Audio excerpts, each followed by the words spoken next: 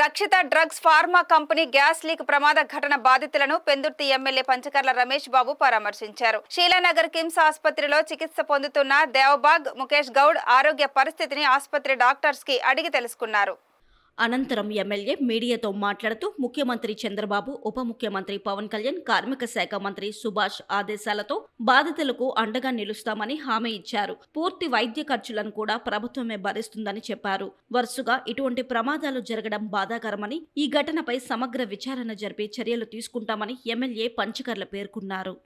ఖర్చు కానీ స్పెషలిస్టులు ఎక్కడున్నా రప్పించడంలో కానీ పేషెంట్కి ఏమాత్రం కూడా చిన్న నెగ్లిజెన్సీ కూడా లేకుండా తగు చర్యలు తీసుకోవాలని గౌరవ ముఖ్యమంత్రి గారు ఆదేశాలు ఇవ్వటం జరిగింది. కలెక్టర్ గారికి మేము అదే కూడా ఇక్కడ కూడా చెప్పడం జరిగింది. ఏ ప్రాంతం వాళ్ళైనప్పటికీ పోస్ట్ ఏదైనప్పటికీ కూడా ప్రాణం కాపాడటంలో చిత్తశుద్ధిగా ప్రయత్నం చేస్తాం.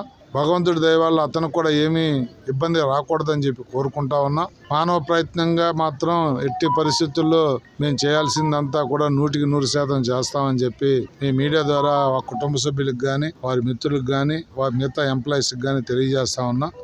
తప్పకుండా ఎవ్రీ 4 అవర్స్కి క్లోజ్గా మానిటర్ చేస్తూ ఎప్పటికప్పుడు హెల్త్ బులెటిన్ తీసుకుంటూ మెరుగైన వైద్యం కానీ, మెరుగైన డాక్టర్లతో ట్రీట్మెంట్ కానీ చేయిస్తామని చెప్పి మాటిస్తూ, ఏ పొరపాటు జరిగినా కూడా తర్వాత కూడా ఉదయం పోలీసులకు కూడా ఆదేశాలు ఇవ్వటం జరిగింది.